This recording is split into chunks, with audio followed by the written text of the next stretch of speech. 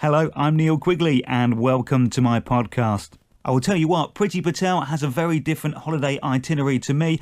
I normally head to the beach or visit historical places. I've never thought to book a dinner in with the leader of the country. Which travel agent does she use?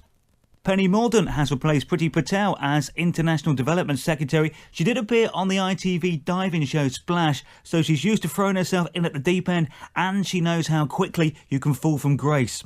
The Paradise Papers have been released, revealing people and businesses that may have been a little creative with their tax accounting. Well, I say creative, it's more like a magic trick in that they made most of their liability disappear.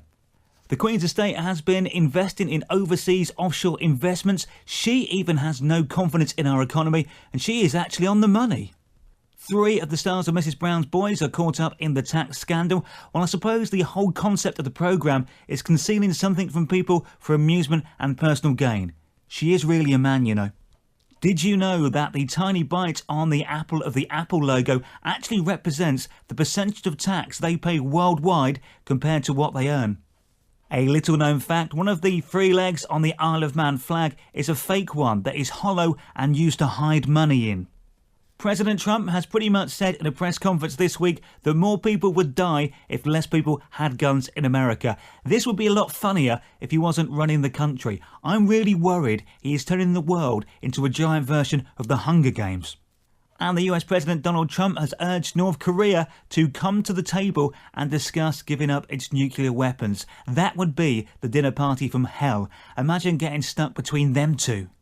Pope Francis has criticised people for using mobile phones during Mass. I mean, no artist likes pictures or videos of their live shows being taken, as it could stop people coming to future gigs. The Vatican is going to stop selling cigarettes, which should make it easier when the next Pope is voted in, as there will not be any possibly misleading smoke signals anymore. As Saudi Arabia accuses Iran of direct aggression, I've decided I sometimes prefer that to the passive approach that's very common nowadays. Shock this week as somebody does something or releases a report or tells a joke that does not cause a backlash or any offence. This is the first time this has happened since around 2012.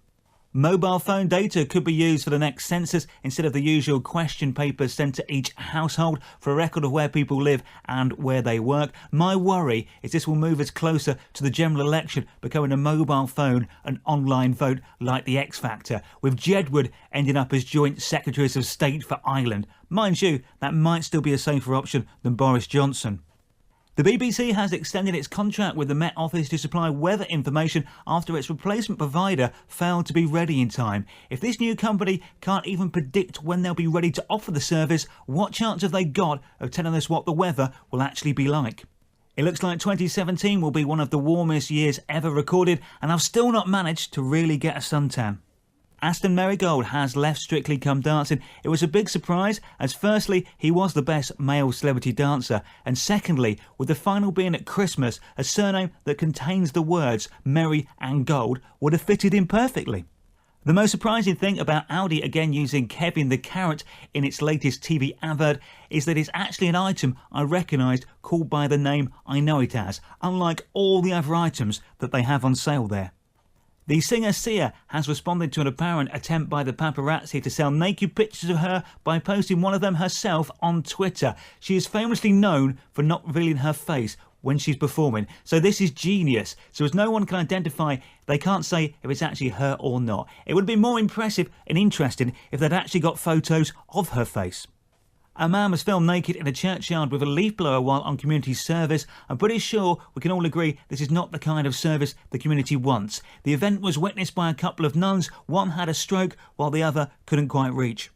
Professor Eugene Terentiev emailed science first years at Queen's College in Cambridge amid rumours of a rise in drinking games. He advised natural science scholars that choosing to enjoy their social life could harm their grades on a very hard course. He has, of course, been criticised for this action, as everybody is wrong about everything nowadays if their opinion differs from yours. I mean, he has a point. If you drink too much while trying to do anything in life, it will affect your performance unless you are Keith Moon.